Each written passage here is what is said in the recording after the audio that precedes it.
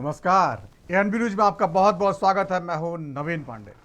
पूरे देश में चुनाव के मौके पर बहस चल रही है, ओबीसी आरक्षण का लाभ मुस्लिमों को दिया जाए या नहीं। और ऐन उसी मौके पर कोलकाता हाईकोर्ट ने 12 साल पुराने केस में फैसला सुनाकर विपक्ष की राजनीति को बुरी तरह झटका दे दिया है। दरअसल कोलकाता हाईकोर्ट ने ममता बनर्जी सरकार द्वारा मुस्लिमों को करीब 65 जातियों को ओबीसी कोटे के आरक्षण का लाभ देने से रोक दिया है। इस तरह करीब 5 लाख ओबीसी सर्टिफिकेट अवैध करार दे दिए गए हैं। हालांकि ये राहत की बात है कि जिनको नौकरियां मिल चुकी है उनकी नौकरी छीनी नहीं जाएगी, लेकिन 2011 के बाद बने ओबीसी सर्टिफिकेट अब इसका लाभ आगे नहीं ले पाएंगे। इस फैसले के बाद पीएम मोदी को एक बार फिर राहुल गांधी, ममता बनर्जी और पूरे इंडिया गठबंधन पर हमला करने का मौका मिल गया। उन्होंने अपने अंदाज में साफ कहा, मैं पहले ही कहता था ये लोग ओबीसी का आरक्षण छीन कर मुस्लिम समाज को देने की साजिश रच रहे हैं और आज कोर्ट के फैसले से साबित भी हो गया। लेकिन कोर्ट के फैसले की टाइमिंग पर भी सवाल खड़े हो रहे हैं। इससे भी हैरानी की बात यह है, ममता बनर्जी ने खुलेआम मंच पर हाईकोर्ट के फैसले को मानने से ही इनकार कर दिया। उन्होंने कहा वो फैसले के खिलाफ सुप्रीम कोर्ट जाएंगी। अब इस फैसले का बंगाल की राजनीति पर कैसा असर होगा ये तो वक्त बताएगा, लेकिन अभी विपक्ष के आत्मविश्वास को झटका जरूर लग गया है। इस पर चर्चा करेंगे। हमारे साथ कुछ खास मेहमान मौजूद रहेंगे, लेकिन उससे पहले देख लीजिए क्या कुछ कहा गया। उनका जो षड्यंत्र है, आरक्षण विरोधी उनकी जो मानसिकता है, उसका भंडा फूट गया है। बंगाल में इन लोगों ने क्या किया? बंगाल में इन लोगों ने मुसलमानों को रातों रात ओबीसी के सर्टिफिकेट दे दिया था। जो आरक्षण ओबीसी को मिलना चाहिए वो सारा का सारा मुसलमानों को, और वो भी घुसपैठियों में बांटा जा रहा था। हाईकोर्ट ने बंगाल में पिछले 10-12 साल में मुसलमानों को दिए सारे ओबीसी सर्टिफिकेट रद्द कर दिए। अब आप देखिए, कोर्ट न होती तो क्या होता। ये पिछड़े समाज के लोग करते क्या? ये मेरे दलित भाई बहन क्या करते हैं? ये मेरे आदिवासी भाई बहन क्या करते हैं? लेकिन साथियों, आप ये इंडी जमात वालों की मानसिकता देखिए। बंगाल की सीएम ने घोषणा कर दी है कि वो हाईकोर्ट का फैसला नहीं मानेगी। वो मुसलमानों को ओबीसी का आरक्षण देकर रहेगी। आप मुझे बताइए, कांग्रेस हो, टीएमसी हो, इंडी गठबंधन के सारे दल तो अपने वोट बैंक के साथ डटकर खड़े हो गए हैं। फिर आपके साथ, हरियाणा के साथ कौन खड़ा होगा? कौन खड़ा होगा? इसलिए मैं हरियाणा के हर एससी, हर एसटी, हर ओबीसी को भरोसा देने आया हूं, जब तक मोदी जिंदा है कोई माई का लाल, दलित का, आदिवासी का, पिछड़ों का आरक्षण छीन नहीं सकता है। আজকেও আমি শুনেছি কোনো একজন জাজকে দিয়ে, যিনি সারাক্ষণ ভদ্রলোক জাজ হিসেবে তাকে আমি সম্মান করি, কাজ নেই কর্ম নেই, কদিন ধরে প্রধানমন্ত্রী বলে বেড়াচ্ছে না মাইনরিটিসরা তফসিলিদের রিজার্ভেশন কেড়ে নেবে, এটা কখনো হতে পারে? তাহলে সংবিধান ছেড়ে ভেঙে দিতে হয়। তাহলে কি নরেন্দ্র মোদী চাইছেন দেশটাকে বিক্রি করে দিতে, না সংবিধানকে বিক্রি করে দিতে? সংখ্যালঘুরা কখনো তপশিলীদের সংরক্ষিত আসনে হাত দেবে না, আদিবাসীদের হাত দেবে না, এটা দিতে পারে না, দেবে না, দিতে পারে না। কিন্তু বদমাইশ লোকেরা কাজ করায় এজেন্সিকে দিয়ে, কাউকে দিয়ে একটা অর্ডার করিয়েছে, যদিও তার রায় আমি মানি না। যেমন 26,000 টিচারকে যখন বাতিল করেছিল বিজেপি, আমি বলেছিলাম ওদের রায় আমরা মানি না। তেমনি বলছি আজকে, যে রায় দিয়েছে যেই দিয়ে থাকুন, নাম বলবো না, জাজমেন্ট নিয়ে বলা যায় বিজেপির রায় এটা আমরা মানবো না। ওবিসি রিজার্ভেশন চলছে, চলবে। लगातार ऐलान कर रही है मैं कोर्ट का फरमान मानूंगी नहीं, इसकी टाइमिंग पर सवाल खड़ा कर रही हैं। कोर्ट के फैसले के पीछे मोदी सरकार का हाथ बता रही हैं, लेकिन ये मामला बहुत गंभीर है। आखिर किस तरह कोलकाता हाई कोर्ट ने 12 साल पुराने मामले में विपक्ष को जो झटका दिया है, उसका असर अगले 2 दौर के चुनाव में भी देखने को मिल सकता है। आखिर कैसे ओबीसी कोटे का आरक्षण किस तरह अपने हिसाब से तय किया गया, अल्पसंख्यक आयोग की जो सिफारिशें हैं उसको कवर बनाया गया और उसके हिसाब से जो है वो आरक्षण दिया गया, लेकिन कोर्ट ने नहीं माना है। अब मोदी और बीजेपी को मौका मिल गया है। हमारे साथ खास मेहमान जुड़े हुए हैं जिनसे चर्चा को आगे बढ़ाएंगे। तो देख सकते हैं आप, देश की राजनीति एक नए मोड़ पर पहुंच गई है। प्रधानमंत्री नरेंद्र मोदी लगातार ये कहते आ रहे थे कि विपक्ष जो है वो ओबीसी आरक्षण का कोटा काट कर धर्म के आधार पर आरक्षण देना चाहता है, जबकि संविधान में धर्म के आधार पर आरक्षण देने का कोई प्रावधान नहीं है। लेकिन साथ ही ये प्रावधान जरूर बनाया गया है सुप्रीम कोर्ट की तरफ से कि जो भी किसी भी धर्म में जो पिछड़ा है, जो पिछड़ गया समाज में, उसको ज़रूर मौका दिया जाए आगे आने का। इसी आधार पर ममता बनर्जी सरकार ने 2012 में बहुत सारी मुस्लिम जातियों को ओबीसी में शामिल कर लिया था। हाल ये था तकरीबन बंगाल का 97% मुस्लिम समाज ओबीसी कैटेगरी में शामिल हो चुका है। कोलकाता हाई कोर्ट ने इसकी जांच करवाई और उसके बाद बहुत सारी जातियों को ओबीसी आरक्षण पर रोक लगा दी है और 5 लाख सर्टिफिकेट जो ओबीसी के बन चुके थे उनको रद्द कर दिया है। और ये बड़ा मुद्दा बन गया है अचानक से चुनाव में। हमारे साथ कुछ खास मेहमान जुड़े हुए हैं जिनसे चर्चा को आगे बढ़ाएंगे और जानेंगे आखिर इसके पीछे किस तरह की राजनीति है और विपक्ष को कितना झटका लगा है। हमारे साथ जुड़े हैं तपोष पाल जी, बीजेपी के नेता। आपका बहुत बहुत स्वागत है तपोष जी। स्वामीनाथ जायसवाल, प्रवक्ता कांग्रेस के, आपका बहुत बहुत स्वागत है।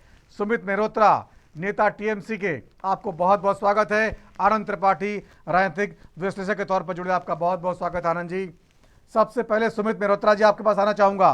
जिस तरह से कोलकाता हाई कोर्ट ने बहुत करारा फैसला दिया है जो आप लोगों को बिल्कुल पसंद नहीं आया और ममता बनर्जी ने साफ कह दिया मैं कोर्ट का फैसला नहीं मानूंगी, ये किस तरह का बयानबाजी है? कोर्ट का फैसला नहीं मानने का फरमान, वो भी खुलेआम, क्या कहना चाहते हैं आप लोग? क्या होता है, अभी हम लोग ये कहें कि केवल इस देश में केवल हाईकोर्ट ही है और उसके ऊपर कोई कोर्ट नहीं है। ठीक है, हाईकोर्ट ने अपना फैसला दिया है, हम सुप्रीम कोर्ट में जाएंगे, सुप्रीम कोर्ट जो आपको वो मान्य होगा, सभी लोगों को मान्य होगा। पर आज केवल हम लोग इस चीज पर राजनीति हो रही है कि आप मुझे बताइए, भाजपा अपने प्रचार में, अपने प्रचार संगठन में, अपने सहयोगी दल के फंड में 4% आरक्षण मुस्लिमों को देने करके बात करती है और जहाँ इसकी गवर्नमेंट होती है वहां पे तो ये खुद कहते हैं हम आपको ये देंगे, वो आरक्षण दे देंगे, सारी बातें करते हैं, और जहाँ नहीं होती है वहां पे हिंदू और मुसलमान वाली बातें करते हैं। ये दोहरा मापदंड क्यों? ये आरक्षण की बात नहीं है सुमित मेहरोत्रा जी, ये गलत तरीके से आरक्षण की बात है। अरे कहाँ गलत है, मुझे बताइए, क्या क्या सुप्रीम कोर्ट ने भी खारिज कर दिया? आप लोग सुप्रीम कोर्ट जाएंगे और जिन लोगों को क्या नौकरियां मिल चुकी है, जिन लोगों को इसका लाभ मिला है, क्या उन लोगों को या हटाएंगे, क्या हटा के देश के अंदर अर्थव्यवस्था खराब करेगी? क्या ये भी एक समस्या है, ये भी एक चीज देखने वाली बात है कि केवल और केवल राजनीतिकरण कर रही है भाजपा। आज ईडी, सीबीआई इनके ऊपर तो अपना करा हुआ था कब्जा, अब जुडिशरी के ऊपर भी करना चालू कर दिया है। ये भी एक बहुत बड़ा समस्या है और 4 तारीख ज्यादा दूर नहीं है, 4 तारीख के बाद सारी चीजें समस्या का हल निकलेगा, अब कुछ सामान्य हो जाएगी 2014 से पहले जिस तरीके से। ठीक है तपोष पाल जी, आप लोग राजनीति कर रहे हैं और इस फैसले की टाइमिंग पर भी सवाल खड़ा हो रहा है। आखिर कोलकाता हाई कोर्ट 12 साल से मामला चल रहा था, ऐन चुनाव के मौके पर यह फैसला क्यों देता है? ये सवाल उठा रही है टीएमसी और ममता बनर्जी साफ साफ कह रही है कि मैं तो ये फैसला मानूंगी नहीं, सुप्रीम कोर्ट जाऊंगी। लेकिन फैसला नहीं मानने और फैसले के खिलाफ अपील करने में अंतर होता है। ये जो है एक कोर्ट की अवमानना का मामला भी बन सकता है, लेकिन चुनाव है, वोटों की राजनीति के लिए नेता कुछ भी करने को तैयार रहते हैं। और मोदी जी ने आज ये मामला उठा लिया, क्या कहिएगा? देखिए, तानाशाही इसी को कहते हैं। ओपनली ये बोल रहे हैं कि कोर्ट के आदेश को ही नहीं मानेंगे। संविधान इस देश को चलाने का सबसे बड़ा ग्रंथ है, ये मोदी जी ने अपने स्टेटमेंट्स में कोट किया हुआ है। और उसी ग्रंथ से निकले हुए सारे लोग और कैबिनेट और ये जो देश चल रहा है और उसको काउंटर करने वाले ये लोग, ये मनमस्त होके पावर के नशे में घूम रहे हैं। आज इनको स्टेप डाउन करने की आवश्यकता है। ये जिस तरीके से भारत के कोर्ट को नहीं मानेंगे, जो समझ में आएगा वो करेंगे, जिसको समझ में आएगा उसको ओबीसी बना देंगे ओवरनाइट, और जिसको समझ में आएगा वो संविधान के साथ खिलवाड़ करेंगे। तो देखिए, ये घमंडिया गठबंधन और घमंडिया लोग, इनको जनता इस बार रास्ता दिखा देगी 4 तारीख को। और ममता बनर्जी के लिए मैं बता दूं कि 4 तारीख के बाद उनको भी रास्ता दिखा दिया जाएगा। बड़ी बात नहीं है जिस तरीके के हिंसा हो रही है वहां पे चुनाव को लेके, और जिस तरीके से वो खुद बोल रही है चीफ मिनिस्टर होके कि हम संविधान को नहीं मानेंगे, कोर्ट को नहीं मानेंगे, वो खुद ही अपना चलाएंगे, तो राष्ट्रपति शासन लगाना अनिवार्य हो जाता है पश्चिम बंगाल। और ये 4 तारीख के बाद ये देखेंगे ये चीजें, ये बड़ी बात तो नहीं है। ठीक है स्वामीनाथ जायसवाल जी, आपको खबर पता होगी, कोलकाता हाईकोर्ट ने 12 साल पुराने केस में, जिसमें कि ममता सरकार ने बहुत सारी मुस्लिम जातियों को ओबीसी कोटे में शामिल कर दिया था। करीब करीब जो है 65 जातियां थी ऐसी जिनको पिछड़ा मानकर ओबीसी कोटे में शामिल किया था। और यहाँ ये मत भूलिए, ओबीसी कोटा बढ़ा नहीं है, उसी कोटे में जो ओबीसी समाज का कोटा है उसी में मुस्लिम जातियों को भी आरक्षण का लाभ दिया जा रहा था। ऐसे 5 लाख ओबीसी सर्टिफिकेट रद्द कर दिए हैं। राहत की बात यह है, जिन लोगों को नौकरियां मिल चुकी थी मुस्लिम समाज के, उनकी नौकरी छीनी नहीं जाएगी। लेकिन आप लोगों की राजनीति पर सवाल खड़े हो गए हैं। आप लगातार कहते आ रहे हैं कि हम जो है मुस्लिमों को आरक्षण कहां से देंगे, कोटा बढ़ाएंगे और ओबीसी का आरक्षण नहीं छीनेंगे। अब बीजेपी को मौका मिल गया है।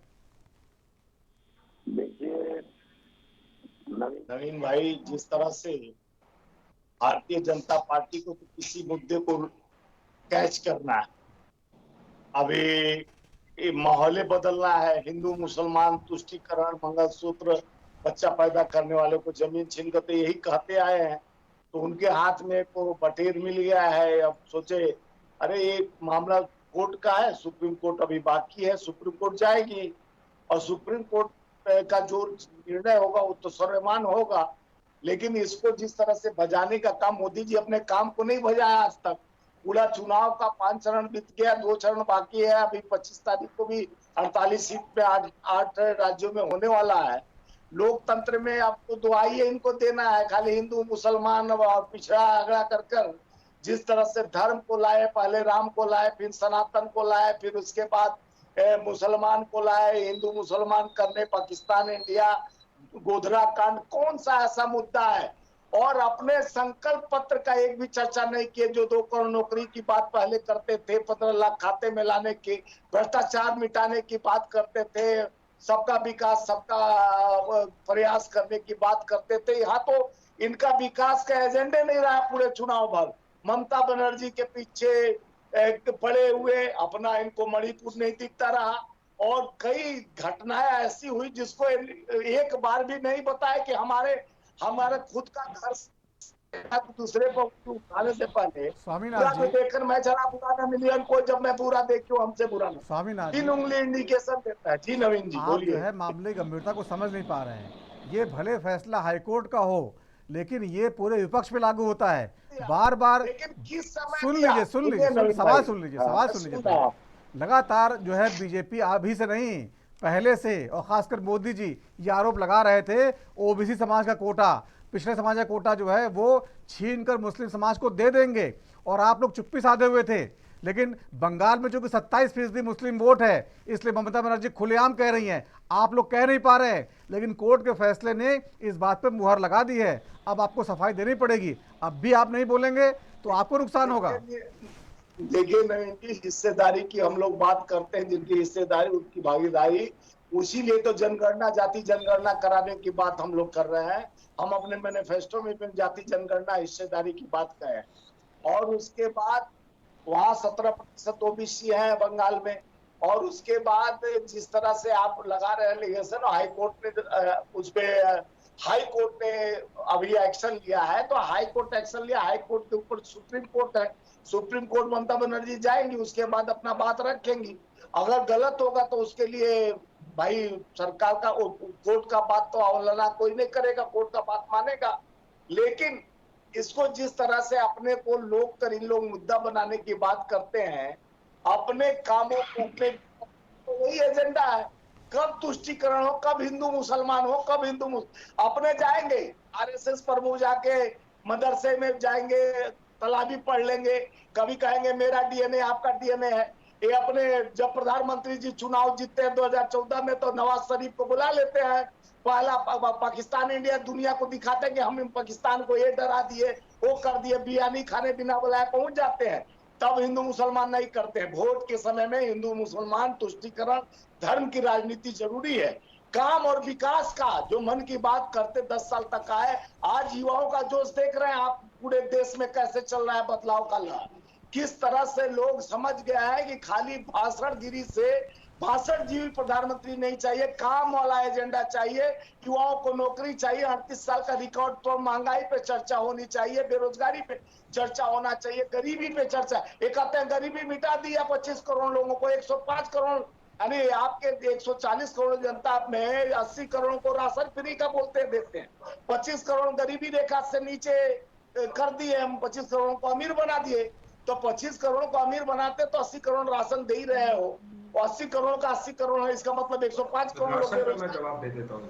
ठीक है स्वामीनाथ जी, ठीक है, आपकी बात आ गई है। तो इस तरह का तुष्टिकरण राजनीति दही के नाम पर ये लोग करते आ रहे हैं, तो इनके हाथ में एक लड्डू बटेर लग गया है, सोच रहे हैं इसी बहाने, लेकिन जनता इतना मूर्ख नहीं है। आपको जवाब देना चाहिए ना, उनको बटेर लग गया है तो आप लोग तो अपना रुख साफ नहीं कर रहे हैं ना, यही तो सवाल है। सुप्रीम कोर्ट जवाब देगा, सुप्रीम कोर्ट के पास जाएंगे, सुप्रीम कोर्ट का जो निर्णय होगा सर्वमान्य होगा, उसको ममता दीदी भी मानेंगे, सब लोग मानेंगे। ठीक है, जवाब ले लीजिए। ठीक है, तपोस जी बोलिए।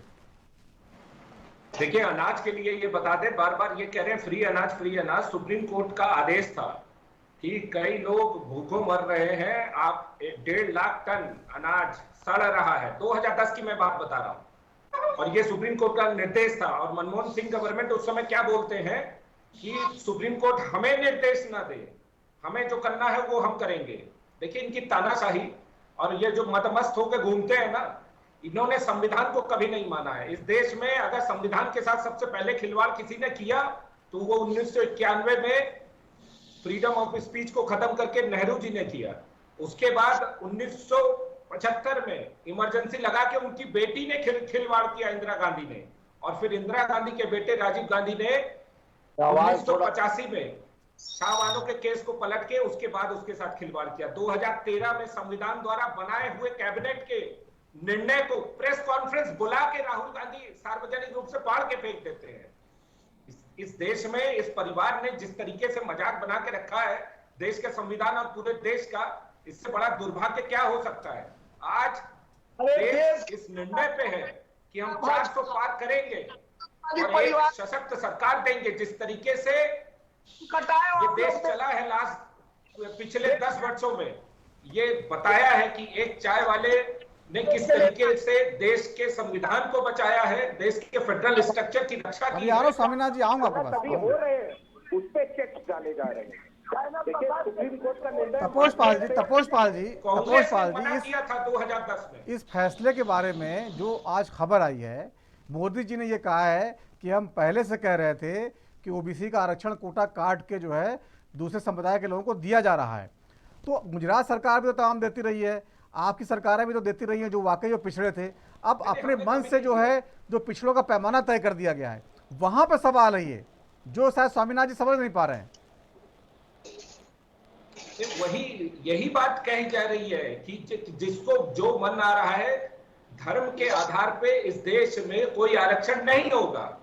ये संविधान जिस समय बनाया जा रहा था उसकी जो चर्चा हुई है, आप उसको अगर डिटेल में देखेंगे तो उस चर्चा में ये चीज मेंशन की गई है कि धर्म के आधार पे अगर देंगे तो जिस धर्म को दिया जाएगा आरक्षण उसके तरफ कन्वर्जन बढ़ना शुरू हो जाएगा। और एक चीज और है, आप कहीं भी चले जाइए, किसी भी मिडिल ईस्ट में चले जाइए या मुस्लिम कंट्रीज में चले जाइए, वहां पे कोई कास्ट नहीं होता है।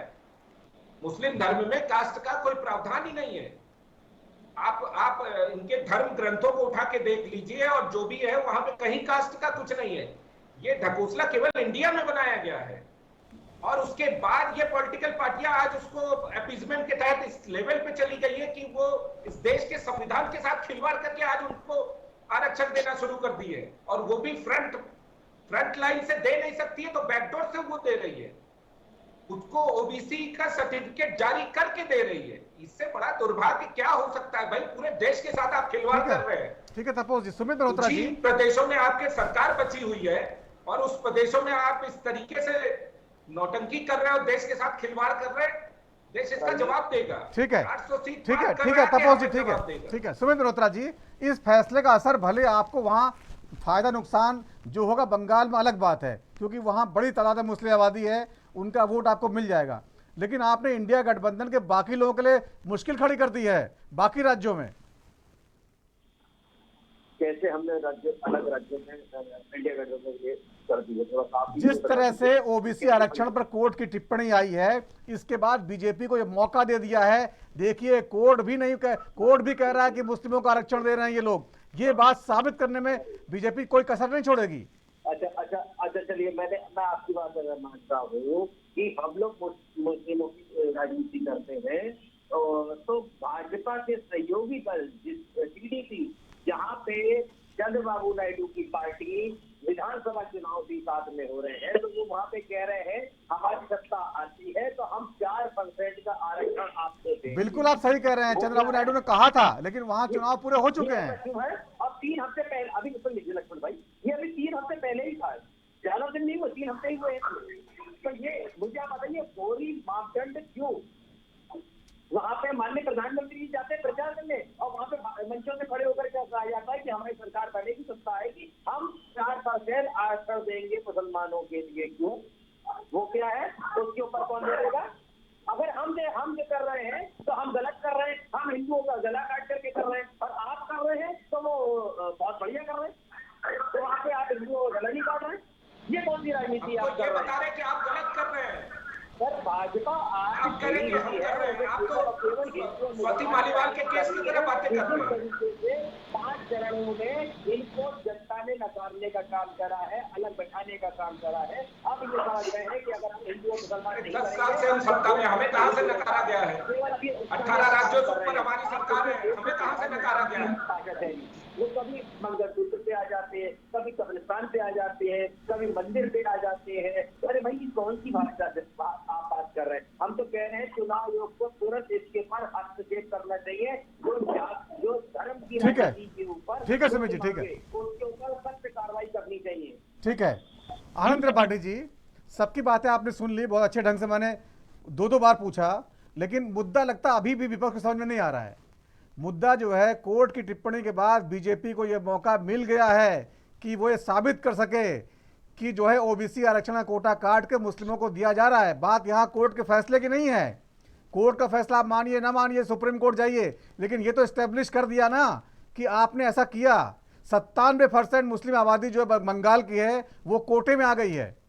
अब क्या सारे मुस्लिम जो है वो पिछड़े समाज में है क्या? सारे इतने गरीब है क्या? ये सवाल खड़ा नहीं होगा। और 2 दौर में बहुत महत्वपूर्ण सीटें हैं और बड़ा महत्वपूर्ण चुनाव है। स्वामीनाथ जी समझ नहीं पा रहे हैं मुद्दे गंभीरता को, तो समझाइए जरा। नहीं सभी समझ रहे हैं, ऐसा नहीं है, समझ सभी रहे हैं। अगर समझ लेंगे तो उनको ऐसा लगता है कि राजनीतिक दृष्टि से उनकी हार हो जाएगी, उसको एक्सेप्ट कर लेंगे अगर बंगाल हाई कोर्ट के फैसले को। देखिए जैसा शुरू में आपने कहा, और एक बड़ी सामान्य बात है कि किसी भी हाई कोर्ट के फैसले को ऊपर सुप्रीम कोर्ट में चुनौती देने का अधिकार सभी के पास होता है। जो पक्ष उससे अपने को असहमत पाता है उसको अधिकार होता है। लेकिन जिस तरीके से बंगाल की मुख्यमंत्री एक रौद्र रूप अपना करके मंचों से कि मैं नहीं मानूंगी, मैं इनकार करती हूँ, वो उनको सूट करता है ना, उनके वोटर को सूट करता है, इसलिए नहीं सूट मान लीजिए हाई कोर्ट को सूट करने लग जाए, इसके खिलाफ हाई कोर्ट आ जाए सुओ मोटो लेकर के मसला, तब फिर कहेंगे कि फिर सरकार ने उनके खिलाफ हाई कोर्ट को लगा दिया। सवाल इस बात का नहीं है। सवाल यह है कि अगर ममता ये भी कह सकती थी, मुस्लिम्स को समझा सकती थी कि भाई हाई कोर्ट आपके अगेंस्ट गई है, हमारे निर्णय के अगेंस्ट गई है, हम सुप्रीम कोर्ट में आपकी लड़ाई लड़ेंगे, आप चिंता मत करिए। इसे बहुत साधारण तरीके से भी कहा जा सकता है। लेकिन ये बात बिल्कुल सही है कि बीजेपी ने जो मुद्दा उठाया है कि ओबीसी कैटेगरी में ही मुस्लिम्स को ओबीसी का सर्टिफिकेट दे करके आरक्षण में जो ज्यादा लोग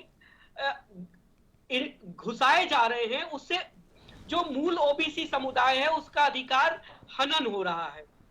ये बात इस्टेब्लिश हुई कलकत्ता हाई कोर्ट के बाद से। आप देखिए कि कलकत्ता हाई कोर्ट ने अपने फैसले में कहा है कि मुख्यमंत्री बहुत जल्दी में गैर कानूनी तरीके से इन जातियों को ओबीसी में शामिल किया।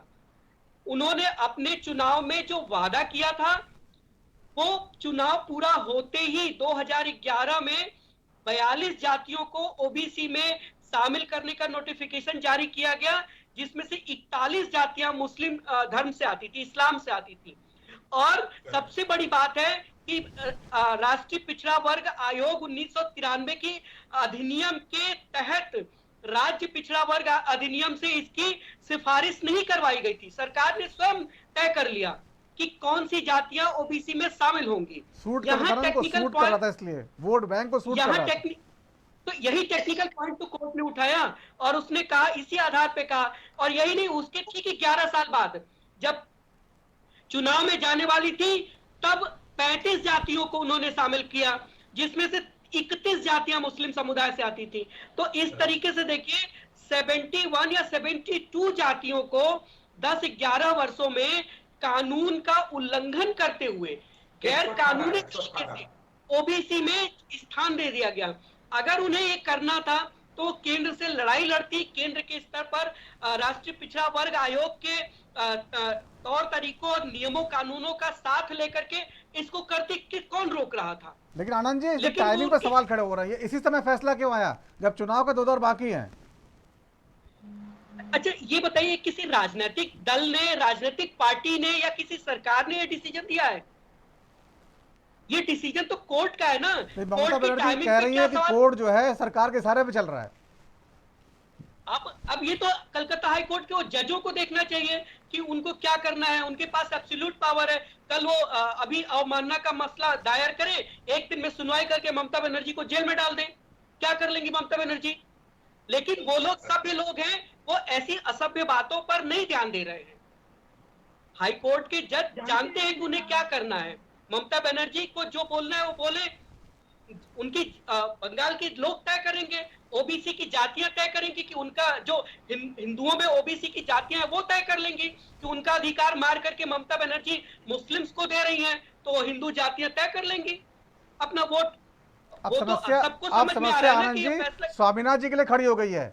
अब ये कैसे नॉर्थ इंडिया में कैसे समझाएंगे लोगों को कि हम ऐसा नहीं करेंगे? नहीं तो वो तो स्वामीनाथ जी को या कांग्रेस को या सपा को या जो भी लोग हैं उनको कहना चाहिए, अपने लोगों से कहना चाहिए कि भाई कोर्ट ने जो निर्णय दिया उसमें हम क्या कर सकते हैं, सुप्रीम कोर्ट में लड़ सकते हैं आपके लिए, हम आपके साथ खड़े हैं। ये कहने में कोई बुराई नहीं है, ऐसा कहने में कोई बुराई नहीं है, कह लें। लेकिन ये कहना कि हम नहीं मानेंगे या ममता बनर्जी कह रही है तो सही कह रही है, ये कोई तर्क नहीं होता। ठीक है, वक्त छोटे से ब्रेक का है, ब्रेक के बाद लौटेंगे तो चर्चा को आगे बढ़ाएंगे।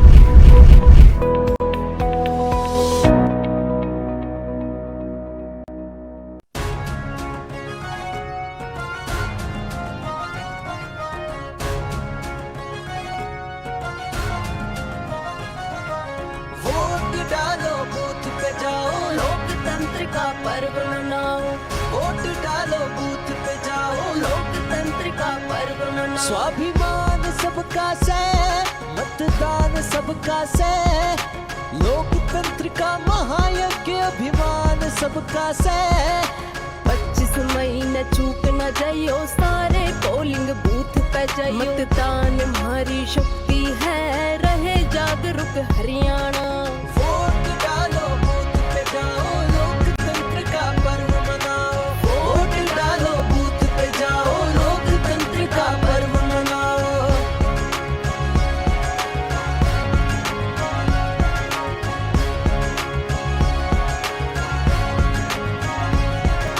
बहकावे मैं कदे ना आइयो सोच समझ के बटन दबाइयो सबकी सुनो और सबकी जानो निर्णय अपने मन का मानो हरियाणा के भाग्य विधाता जागो जागो तुम मतदाता वोट करो वफादारी ते सरकार चुनो समझदारी ते वोट डालो बूथ पे जाओ लोकतंत्र का पर्व मनाओ वोट डालो बूथ पे जाओ लोकतंत्र का पर्व मनाओ वोट डालो बूथ पे जाओ लोकतंत्र का पर्व मनाओ वोट डालो बूथ पे जाओ लोकतंत्र का पर्व मनाओ लोकतंत्र का पर्व महान 25 मई को हर हरियाणा वासी करे मतदान।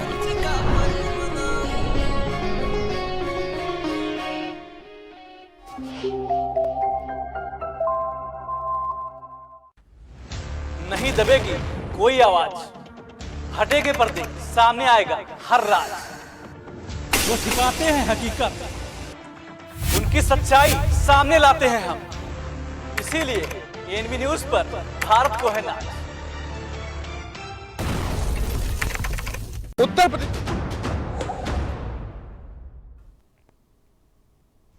और ब्रेक के बाद राजधर में एक बार फिर आपका स्वागत है। आज चर्चा कर रहे हैं कोलकाता हाईकोर्ट के उस फैसले की जिसने विपक्ष की राजनीति को डगमगा दिया है। ओबीसी आरक्षण के कोटे में मुस्लिम जातियों को शामिल करने पर कोलकाता हाईकोर्ट ने जिस तरह से रोक लगाई है उससे ममता सरकार पर सवाल तो खड़े हुए ही, साथ ही मोदी सरकार को भी ये मौका मिल गया कि वो विपक्ष पर सवाल खड़े कर सके। इस मुद्दे पर चर्चा कर रहे हैं। हमारे साथ कुछ खास मेहमान जुड़े हुए हैं जिनसे लगातार चर्चा को आगे बढ़ा रहे हैं। तपोष पाल जी हैं, नेता बीजेपी के, स्वामीनाथ जायसवाल जी हैं, प्रवक्ता कांग्रेस के, सुमित मल्होत्रा जी हैं, नेता टीएमसी के, और आनंद त्रिपाठी जी हैं, राजनीतिक विश्लेषक के तौर पर। स्वामीनाथ जायसवाल जी, अभी आपको मुद्दा समझ में आ गया होगा और इसकी गंभीरता भी समझ में आ गई होगी। गंभीरता ये है कि हाईकोर्ट का फैसला चाहे जो आया हो, सुप्रीम कोर्ट ने भले आप फैसले को पलटवा दें, लेकिन इससे ये साबित हो गया कि ओबीसी का कोटा काटकर मुस्लिमों को कोटा दिए जाने की मंशा आप लोग रखते हैं और आप इससे इनकार भी नहीं कर रहे हैं।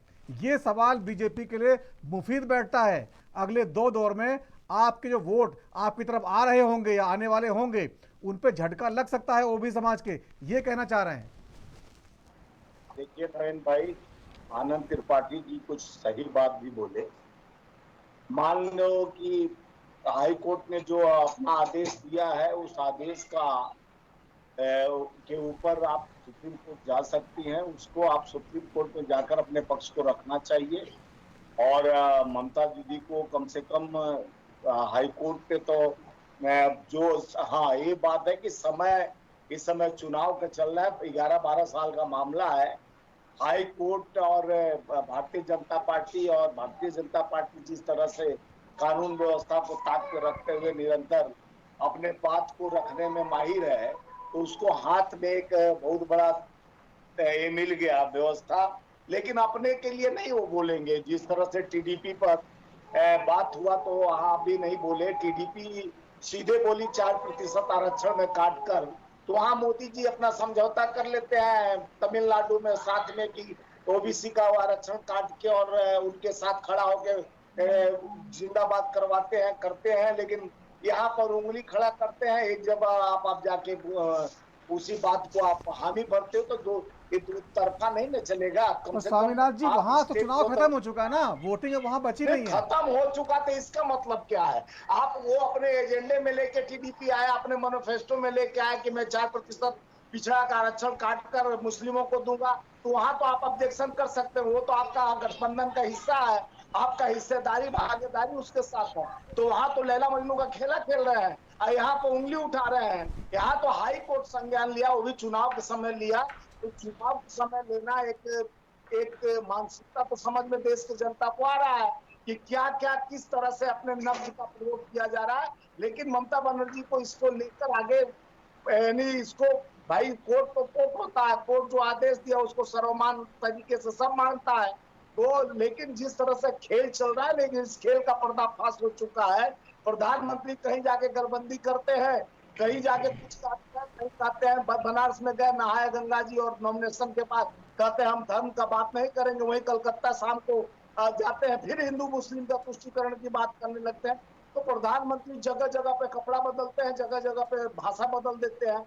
आज पूरे चुनाव में अपने एजेंडे का बात माननीय प्रधानमंत्री जी एक बार भी नहीं कहे कि मैं इतना स्ट्रक्चर खड़ा किया हूँ, मैं इतना स्किल डेवलपमेंट में लाया हूँ, इतना मैं एक काम किया, इतना विकास किया हूँ, इतना रोड कल कारखाने फैक्ट्रियां लाया हूँ, मैं इतना 16 लाख करोड़ अपने पूंजीपति साथियों को बांट दिया हूँ, गरीबों को देने के लिए दीमक की तरह राशन 5 किलो सुंघाकर खड़ा लाइन में लगा के वोट लेने का मेरा एजेंडा है। लेकिन उस फंडा को आगे नहीं बढ़ाएंगे कि आप देश के कल कारखाने फैक्ट्रियां में इंडस्ट्रीज लगाए हैं, वो बताना चाहिए। 2 करोड़ नौकरी की बात करके आए, उस पर नहीं। हाँ, इनको मुद्दा जरूर मिल जाइए, हिंदू मुसलमान आरक्षण, ये लोग को आरक्षण खत्म करने के लिए आदित्य योगी नाथ के लिखे हुए एक बुक मिला था जिसमें उन्होंने अपना लिखा हुआ है कि हम लोग आरक्षण खत्म करना चाहते हैं।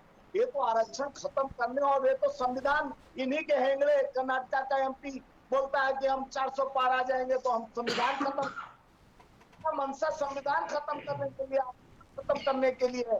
ये तो गरीब गुरबे और छोटे पिछड़े एससी एसटी आदिवासी किसको नहीं जीना है। यानी उनके जमीन को छीन के पूरे सरगुजा में देख रहे हैं, पूरे जंगल कटवा के जलाया जा रहा है।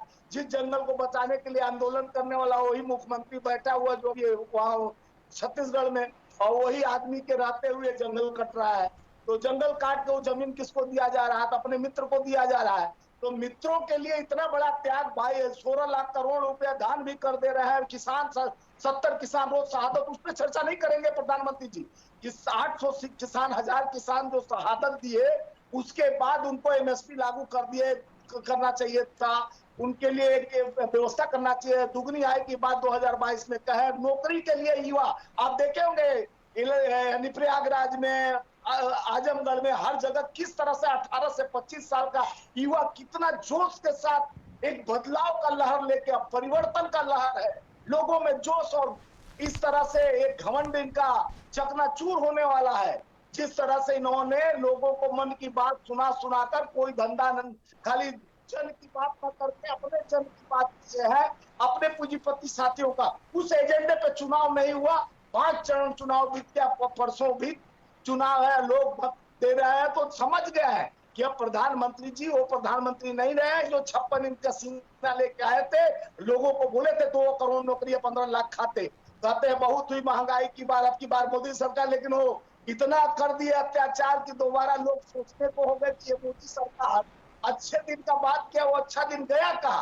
पेट्रोल टंकियों पर फोटो लगा रहता था ये अच्छे दिन आने वाले, अच्छे दिन वाले। लोग समझा कि अच्छे दिन 65 का पेट्रोल 100 रुपया हो गया, अब हो जाएगा तो 400 पार हो जाएगा, अब हो जाएगा तो 1100 का सिलेंडर हो जाएगा, 5000 रुपया कर देंगे 4000 का। तो लोग समझ चुके हैं कि महंगाई कंट्रोल प्रधानमंत्री जी से नहीं होता है। मिलियन ट्रिलियन उनके लोग गिनाते हैं कि 3 मिलियन 5 मिलियन पे हम पहुंच गए हैं, हम जापान से आगे जा रहे हैं। टेक्नोलॉजी आपका क्या है, आपका व्यवस्था क्या है, युवाओं के हाथ में स्किल इंडिया आप लेके बब्बर शेर लगाए थे, उसके बारे में चर्चा कीजिए कि कितने इंडस्ट्रीज आप बनाए, कितने लोग आपका, अरे जिस देश का प्रधानमंत्री 2014 के बाद 9-10 लाख लोग विदेश का अपना वो ले लिए, विदेश में पलायन करके भारत छोड़ के विदेश में नागरिकता ले लिए। ये शर्म की बात है कि हमारे देश के 10-11 लाख लोग विदेश में अब भारत छोड़ के बस गए। तो ये देश का दुर्भाग्य है कि आप बहुत विकास का एजेंडा पर नहीं चुनाव लड़े। पूरे चुनाव में 5 चरण बीत गया, 6 चरण होने जा, और लोग बदलाव के ऊपर चुनाव का किए हैं। आप कितना चिल्ला लो, हिंदू मुसलमान कर लो, लेकिन परिवर्तन 4 तारीख को एक नया आगाज होगा, और 24 में एक नया प्रकाश की तरह एक नए इंडिया गठबंधन के साथ सरकार बनने जा रही है। आप चाहे हिंदू मुसलमान करो, चाहे इंडिया पाकिस्तान करो, भूल जाइए, अब समय बदल गया। 4 तारीख तक सपने देखिए, वो ठीक है। जवाब दीजिए तपोस, जवाब दीजिए। कारखाने की बात कर रहे थे और इंडस्ट्रीज की बात कर रहे थे। कलकत्ता जो कि सबसे बड़ा इंडस्ट्रियल हब हुआ करता था, उसके मैं एक ही इंसिडेंट को कोट कर रहा हूं। बिरला के जो उस समय के मालिक थे, उनको निर्वस्त्र करके कलकत्ता के सड़कों पे दौड़ाई थी और वो कम्युनिस्ट सरकार थी, नंदीग्राम कम्युनिस्ट के लोग थे और उसी कम्युनिस्ट के लोगों के साथ मिलके आज कांग्रेस जो है चुनाव लड़ रही है और वेस्ट बंगाल में चुनाव लड़ रही है। आप कौन से कारखाने और इंडस्ट्री को कैसे विश्वास में लेंगे?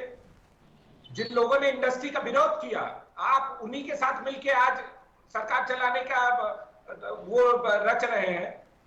एक चीज और बता दूं, बार बार ये बोल रहे थे कि ये जो है विश्वास में लेके आएंगे और 4 तारीख को सरकार बनाएंगे। देखिए, मनमोहन सिंह गवर्नमेंट और केजरीवाल, इन दोनों लोगों ने क्या किया? इन दोनों लोगों ने भारत की जो प्राइम प्रॉपर्टी है उसको वक्फ बोर्ड को दे दिया, एपीजमेंट की। ये इस हद तक ये चले गए। आपने इस देश के जनता के लिए क्या छोड़ा है? आम वर्ग के लिए क्या छोड़ा है? अगर आज भी आप जोगेंद्रनाथ मंडल से नहीं सीखे हैं, जो कि पाकिस्तान के पहले कानून मंत्री थे, वो जब यहां से गए थे पाकिस्तान और उनको कानून मंत्री बनाया गया था, विस्थापित होकर वो वापस आ गए थे और जो दलितों की वहां पे हालत हुई थी, वो यहाँ रोते रोते आए थे वापस फैमिली लेके। आप उनका थोड़ा हिस्ट्री पढ़ लीजिएगा। एक चीज और बता दूं, अभी कुछ दिन पहले प्रियंका गांधी कोट कर रही थी कि इंदिरा गांधी ने गोल्ड दान किया, मतलब सोना दान किया था इंडियन गवर्नमेंट को। सुनिए, चाइना ने अटैक किया उस समय और इनकी बेटी उस समय इंदिरा गांधी वो सार्वजनिक रूप से इमोशनल करके इस देश के लोगों का गहना मांगना शुरू कर दी। कुछ दिनों के बाद रशिया के दबाव में चाइना तो बैकआउट कर गया, लेकिन ये सोना कभी नहीं वापस आया और उसका हिसाब भी नहीं है किसी के पास। दूसरी घटना, जिस समय इमरजेंसी लगाई गई उस समय राजघरानों पे छापे मारे गए और जगह जगह उनके जो है किलो को खुदवाया गया। पुरानी कांग्रेस नहीं है, वो राहुल गांधी कांग्रेस है। किलो सोना लेने के बाद कांग्रेस ने आज तक कोई हिसाब नहीं दिया। तो किस तरीके की चोर गवर्नमेंट है ये कांग्रेस, और आज दावा कर रही है कि हम जो है खटाखट एकदम गरीबी खत्म कर देंगे। अरे आपने जितनी चोरी की है इस देश में और जिस तरह खिलवाड़ किया है इस देश के संविधान के साथ, ये बहुत दुर्भाग्यपूर्ण है। अभी भी आप कर रहे हैं। हम तो कहते हैं कि सेकुलरिज्म है, दूसरे तरफ आप माइनॉरिटी कमीशन बनाते हैं।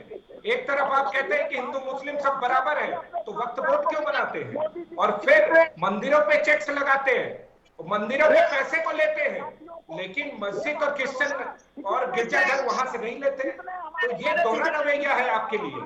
जिस तरीके से देश को बांट के रखा था, कुछ दिन पहले आपने देखा था सैम पिट्रोदा ने पूरे देश को कई देशों के आधार पे बांट दिया था।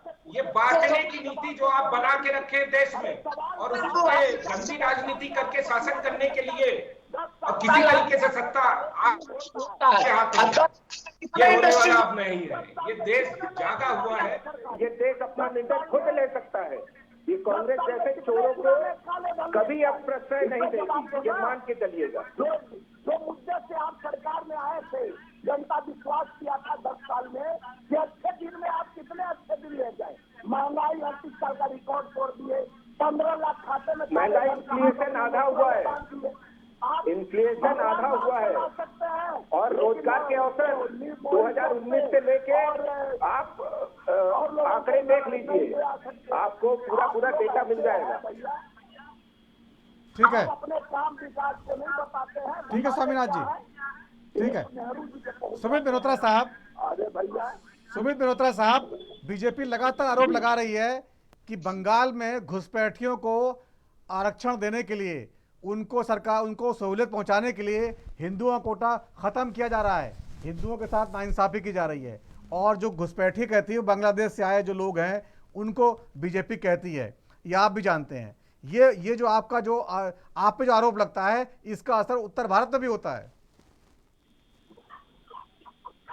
मुझे आप एक बताइए कि भाजपा जिस तरीके से आरोप लगाती है, ये तो खुद बताए ना कि यहाँ सीए के तहत जो बाहर के लोगों को ला करके यहाँ पे आप बता रहे हैं, तो यहाँ के लोगों को आप कोटा काट करके आप उन्हें दोगे ना, उन्हें यहाँ पे क्यों लेकर के आ रहे हैं? जो बाहर के लोगों को ला करके आप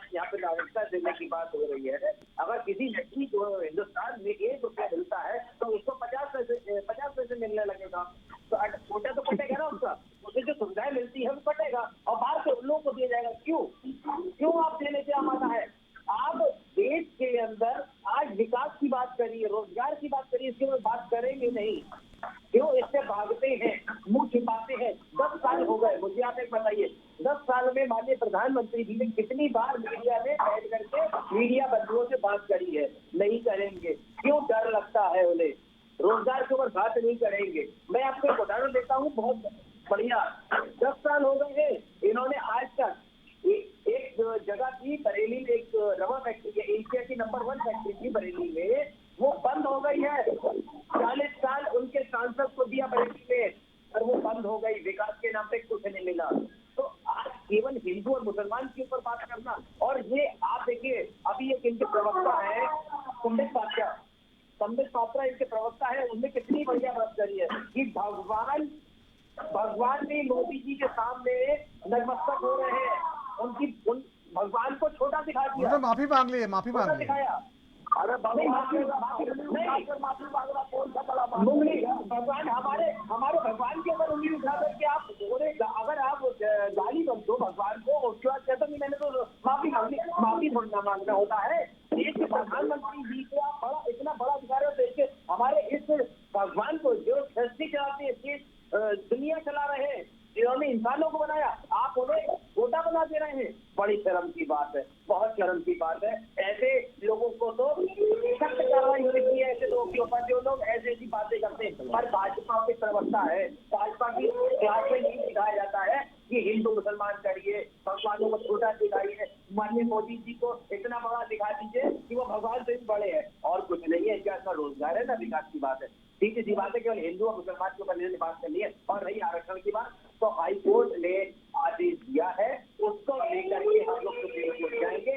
सुप्रीम कोर्ट जो निर्णय लेगा हम उसके ऊपर बात करेंगे। पर मुझे एक बात बताइए, क्या केवल बंगाल के अंदर ये है? इनकी सहयोगी दल टीडीपी 4% आरक्षण देने की बात करती है, वो कितना जायज? अरे सुमित जी, आप समझ नहीं पा रहे हैं। 97% मुस्लिम आबादी बंगाल की, उसको आपने पिछड़ों में शामिल कर दिया। 97% मुस्लिम आबादी क्या जो है वो हिंदुओं कोटा नहीं खा रही है। पिछड़े होंगे 10% होंगे, 20% होंगे, लेकिन पूरी बंगाल की आबादी मुस्लिम सब पिछड़ा है। 4% आप कोटा देंगे, आरक्षण देंगे, 4% मुसलमानों को आरक्षण देंगे, वहाँ पे इनकी बेगुजर कह रही है, किस सिले से आप कम करेंगे? ये भी जनता पूछेगी। और देखिए, चुनाव के समय पे ऐसे समय पे ये आया है आदेश, इससे कोई फर्क नहीं पड़ेगा। जनता समझ चुकी है, भाजपा हिंदू और मुसलमान करने में लगी हुई है, और जनता की आंखें खुल चुकी 10 साल में। आज जिस तरीके से महंगाई से, बेरोजगारी से जनता जूझ रही है, इन सबको किनारे करके जनता अब इंडिया गठबंधन को मजबूती से केंद्र सत्ता में बैठाने जा रही है। ठीक है, आनंद त्रिपाठी जी, आपने सबकी बातें सुनी। क्या लगता है आपको, इसका असर नहीं होगा उत्तर भारत में और बंगाल में? हो सकता है कि टीएमसी को कम नुकसान हो क्योंकि वह मुस्लिम आबादी बहुत ज्यादा है, लेकिन उत्तर भारत में तो नुकसान होगा। नहीं, देखिए, अब ये जो उत्तर भारत या बंगाल में ओबीसी समुदाय है, परंपरागत रूप से वो कैसे इस पर सोचता है ना, इस पर निर्भर करेगा ना कि किसको नुकसान या किसको फायदा होगा चुनाव में। यहाँ ये बात आएगी कि बंगाल में अभी 2 चरणों में लगभग 16 सीटों पे चुनाव बचे हुए, तो वहां भी एक बड़ा ओबीसी समुदाय, परंपरागत रूप से ओबीसी समुदाय है, उसको अब ये एक बात सामने आई कि उस बंगाल का हाईकोर्ट उनके साथ खड़ा है। अब तक तो पिछले 11 साल से सरकार जो कर रही थी, मनमाने तरीके से कर रही थी, उस पर कोई रोकने वाला नहीं था। तो हाई कोर्ट का जो डिसीजन है, देखिए, वो बड़ा बैलेंस डिसीजन है और मानवीय दृष्टिकोण से भी बड़ा उचित है। हाई कोर्ट ने ये नहीं कहा कि जो लोग नौकरी पा गए हैं, जो लोग लाभ ले लिए, उनसे छीन लिया जाए। हाई कोर्ट ने बहुत बड़ा मानवीय दृष्टिकोण अपनाया है वहां पे, लेकिन उसके बावजूद कहा कि ये गलत है। लेकिन जिन मनुष्यों को, जिन व्यक्तियों को इस गलती का भी लाभ मिल गया, उसको हम नहीं छेड़ने जा रहे हैं, क्योंकि ये मानवीय दृष्टिकोण था हाई कोर्ट का। लेकिन आनंद जी, उस पर भी तो लोग सुप्रीम कोर्ट जाएंगे, वहां भी कहेंगे भाई ये हाई कोर्ट ने गलत डिसीजन दिया है। अरे वो सब जाए, मेरे कहने का मतलब सुप्रीम कोर्ट सबको जाने का अधिकार है, लेकिन अगर हम हाई कोर्ट के डिसीजन की चर्चा करें, उसकी व्याख्या करें, तो ये मानवीय दृष्टिकोण है ना कि जो लोग उसका लाभ लेकर के, उनकी तो कोई गलती नहीं थी, सरकार ने अगर गलत नीति बनाई तो उस नीति का लाभ उठाने वाले की गलती नहीं थी, वो तो सामान्य तरीके से उसका लाभ पाया क्योंकि उसकी सरकार ने वो निर्णय लिया था। तो हाई कोर्ट के इस निर्णय को बेहतर तरीके से देखना चाहिए। आपके पक्ष में नहीं है, आप सुप्रीम कोर्ट जाइए, आपके पक्ष में है, आप उसका डंका बजाइए, ढोल बजाइए, उसके साथ खड़े हो जाइए। विपक्ष में है, आप सुप्रीम कोर्ट जाइए, लेकिन ये मत कहिए कि हाई कोर्ट के सामने तलवार लेकर के खड़े हो जाइए, जजों के सामने तलवार लेकर के खड़े हो जाइए कि मैं नहीं मानूंगी। ये क्या बात होती है? और देखिए सारी चीजों को आप समझिए, सब कुछ लेकर के चुनाव पर आ जा रहा है। आप देखिए आप क्या सवाल लेकर के आए और जो इंडिया गठबंधन के साथी लोग हैं वो क्या उस सवाल पर टिके रह करके आपको उस सवाल पर चर्चा करने दिया? हमेशा आपको डिरेल करते रहे, हाँ अलग मुद्दों पर, मूल मुद्दे से डिरेल करते हैं। तो यही चीज ये है कि ये जब चुनाव शुरू हुआ उसी समय से या उसके पहले से ही जो सबसे बड़ी विपक्षी पार्टी है उसने जातिवाद का कार्ड शुरू कर दिया, जातिगत जनगणना। अब जब आप जाति का खेल खेलना शुरू करेंगे उसके बाद संपत्तियों का सर्वे कराना, संपत्तियों का सर्वे क्यों होगा भाई? और उसके बाद ये कहना कि जिसकी जितनी हिस्सेदारी होगी उतनी संपत्तियों में भी हिस्सेदारी करेंगे। तो ये सवाल जो तो ये बात आई, इससे चुनाव मूल मुद्दों से हट गया। अब विपक्ष तो चुनाव को मुद्दों से भी डिरेल करे, उसके बाद कहे कि आप महंगाई बेरोजगारी पर जवाब नहीं देते, आपने क्या विकास किया उस पर जवाब नहीं देते। जब आप ही मुद्दों पर नहीं खड़े रहेंगे तो आप कैसे सरकार को अपनी आप चलाएंगे? तो सरकार के लोग भी वो चुनाव लड़ने को जीतने को तो आए हैं, क्या वो चुनाव जीतने को नहीं आए? सरकारी पार्टी जो सत्ताधारी पार्टी है तो वो धर्म पर लेकर के उन्होंने घेरा है कि जो अपीसमेंट हो रहा है उस अपीसमेंट पर घेरना शुरू किया। जब विपक्ष ने जाति का अखाड़ा खोला तो सत्ता पक्ष ने धर्म का अखाड़ा खोल दिया, अपीसमेंट का अखाड़ा खोल दिया। इसलिए सारा का सारा भारत का ये चुनाव मूल मुद्दों से हट करके इन अखाड़ों में लड़ा जाने लगा। तो अब जो इस अखाड़े में जो मजबूत पड़ेगा वो जीत के आएगा, तो फिर बात खत्म हो जाएगी। 4 तारीख को जो भी निर्णय आएगा वो मूल मुद्दों का निर्णय नहीं है, वो अखाड़ों में जो जीता, जो पहलवान जीता उसका निर्णय है। क्योंकि विपक्ष कभी भी सरकार को मूल मुद्दों पे घेरने की हिम्मत ही नहीं कर सका। वो सबसे बड़ी पार्टी राहुल गांधी, सबसे बड़े नेता संविधान लेकर के घूम रहे हैं कि इसको खत्म कर देगी। अगर बीजेपी के किसी सांसद ने कहा कि वो संविधान बदलने की बात करते हैं तो कांग्रेस के सांसद ने कहा कि देश तोड़ देंगे। ये भी बात आई थी सामने। तो क्या देश से बड़ा संविधान हो गया? वहां बात नहीं करती कांग्रेस। स्वामीनाथ जी बताइए। देखिए आनंद त्रिपाठी जी जैसे बोल रहे हैं देश तोड़ देंगे, कौन बोला? पहली बात। और दूसरी बात कि देश में संविधान बदलने के बाद कई मंत्री गोवा से चुनाव लड़ रहे थे आपके सांसद पद का, ये बोला था आपको। यही तो बात हो जाती है।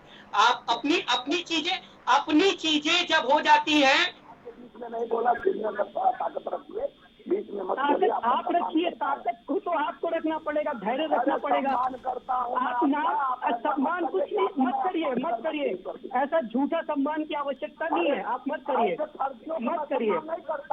नहीं मत करिए, मुझे आवश्यकता नहीं है आवश्यकता।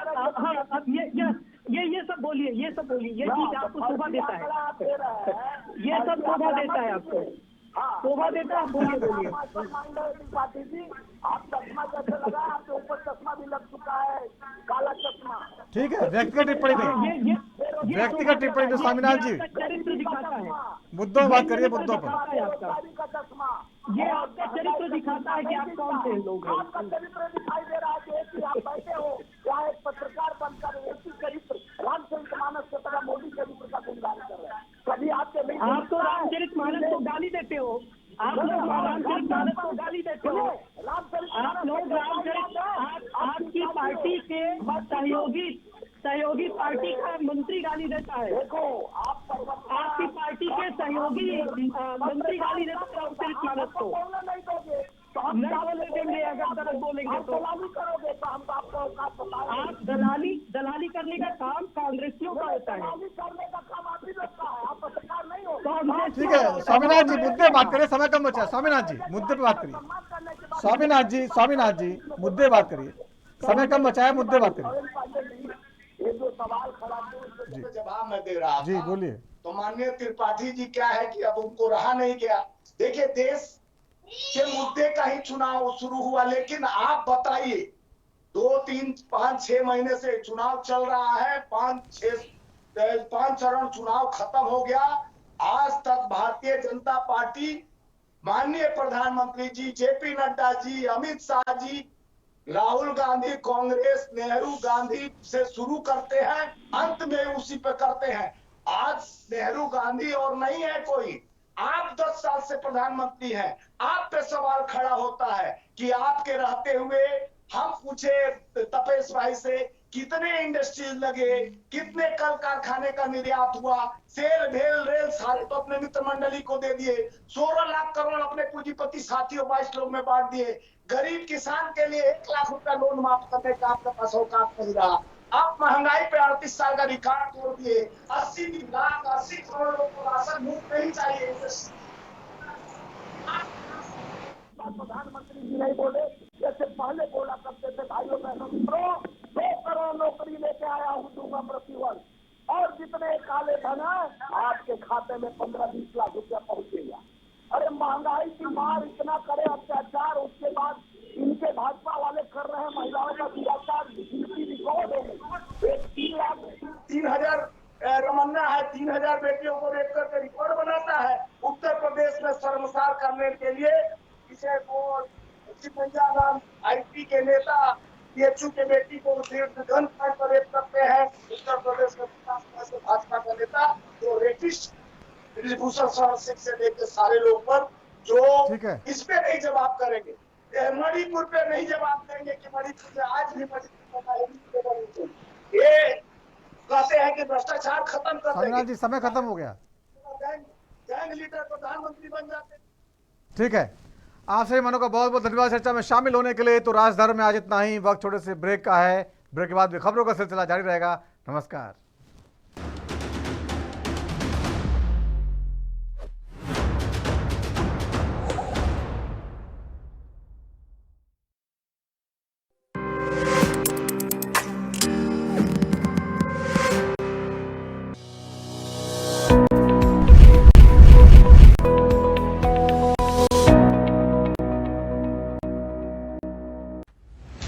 नहीं दबेगी कोई आवाज, हटेगे पर्दे, सामने आएगा हर राज।